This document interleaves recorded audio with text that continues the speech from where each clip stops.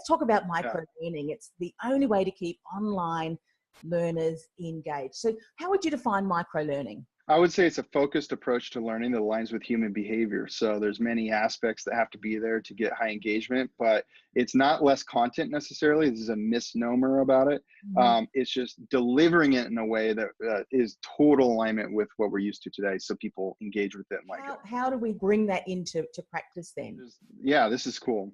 So there's something called learner trust that I want to share, because I think that why do people bail on digital experiences? Well, think about your YouTube experiences or Facebook videos or wherever you're getting your media, your news online station. How long are you retained by any given video? It's usually a couple minutes, right? And until you get what you want and you bail on it and you go do it. And sometimes you'll watch a whole thing, but usually those videos are short. You break learner trust if someone doesn't learn something within 5 to 7 minutes, get a completion, they can tell it's completed. I know if I come back, I can continue on from where I left off, and get recognized for it amongst other people. And if you don't do all three of those in a digital training environment, you're breaking learner trust. And let me tell you an example of this. When I'm learning it and I establish learner trust of 5 minutes and all that happens, later on when I'm busy, which everybody's busy, whether they are or not, they think they are, and they think, oh, I want to go learn that again. Do I have 10 minutes right now? They're going to say no. Do I have 5 minutes right now? Yes. It's one thing to get someone in your program. It's another thing to get them to continue going. And it becomes out of sight, out of mind if you break that learner trust. There's several things that go in with that, but that's a good way to start. So if we're thinking about then, and we're going to share obviously in a moment, because you've got a website that helps with that. So I would imagine that those are the biggest obstacles. The lessons are too long, we're rambling, and we're not getting straight to the point. With that, you mentioned something, I think it was the third point, recognition. What do you mean by that? Yeah, so the term is gamification. I'm not talking video games and things like that. But, like on your LinkedIn profile, for example, it'll say what percentage of your profile is filled out, and it'll give you a badge with a name. I think I'm called an all-star or something like that. You know what? Subconsciously, I see that and it feels good. Nobody's going to ever say to you, I'm so glad I'm an all-star on LinkedIn, right? Or to themselves. But we do think that, oh, good. good. I'm pretty good.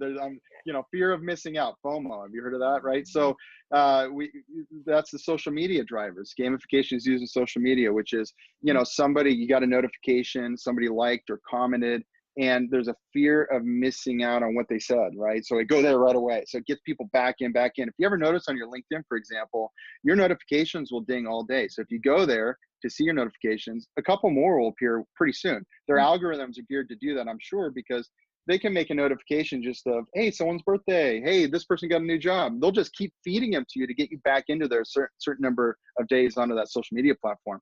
Well, do we want people addicted to our training programs? Yeah, we do, right? So we want them to love it and come back. And so you got to have that recognition. The way you do it is you give achievement currency for all kinds of participation. Can be the same for everyone, or you can gear it towards right answers and wrong answers. There's two ways to do it. And then a leaderboard, and whether you know the people or not, it drives them. I'll tell you a quick example. I built a course in 2 days using an iPhone. I have good equipment, but I decided to just do what anybody could do. 11 videos, 11-day challenge stripped out over 11 days with a text message notification each day. It was for business owners. I didn't talk about points or anything, but every time they did something, they got points. Then on the 4th day, I invited them to share it to social media. And by the way, I'll give you an extra 1,000 points. Boom, this thing exploded. Tons of people sharing it everywhere. And these are 40, 50, 60-year-olds, and there was no reward. All they had is their name on a leaderboard of people they didn't know. And so it was just that phenomenal. Competitive drive, isn't it? It has to be on. Yeah. Oh, yeah. People just get into it. So it's important. Yeah.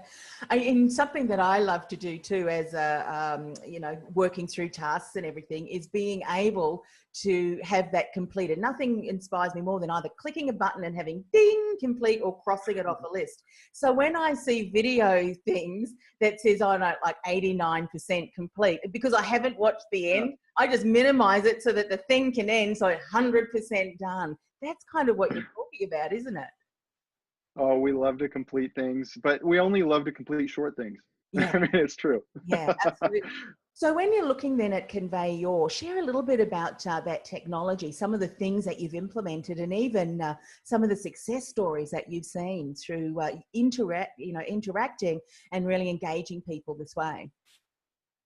Yeah, I'll start with a story of a large international bank that used Convey Your for a 30-day challenge, Mm. and they made it optional. It was a short video with a gamified question every day, text message notification each day. So each day they got a new morsel of content in a text message every day for 30 days. They go into their portal on their phone and they would answer a question and watch a short video. The video was basic. It was just one guy talking at the camera, so nothing special. A phenomenal thing happened where they got 100% completion of those 30 lessons over 30 days with an entire group of middle managers. So I'll tell you why that's working and why this is taking off like crazy.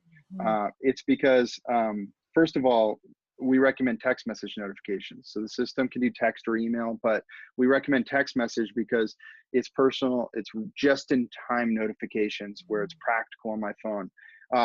It's mobile first. You got to have mobile first, whatever you're doing, but work on everything else. Most things are PC first and made to work on mobile. Hey, I just read a stat that's 80% of social media is consumed through mobile, and 48% of digital media that millennials 48% of millennials will only consume digital media on a mobile device. They literally will not consume your media if it's not on a mobile device. So it's vital. And then the other thing is short. Convey Your can take any size video, but we recommend 3 to 5 minutes, sometimes shorter, depending on the use case. And then two-way engagement. You have to be able to communicate back. People want an experience and they want to get recognized for it. And so those are some of the things, I don't want to go too deep, but those are some of the things. It's interesting that you say that. I'm just popping up some show notes of an interview that I did yesterday.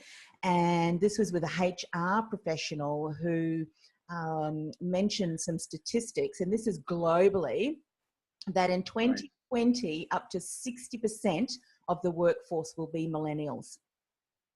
60% of the workforce will be millennials. So what you're saying there is, if there's training to be involved, whatever content that you want your employees and team to engage with, then we need to be looking at mobile first, because of the fact that millennials.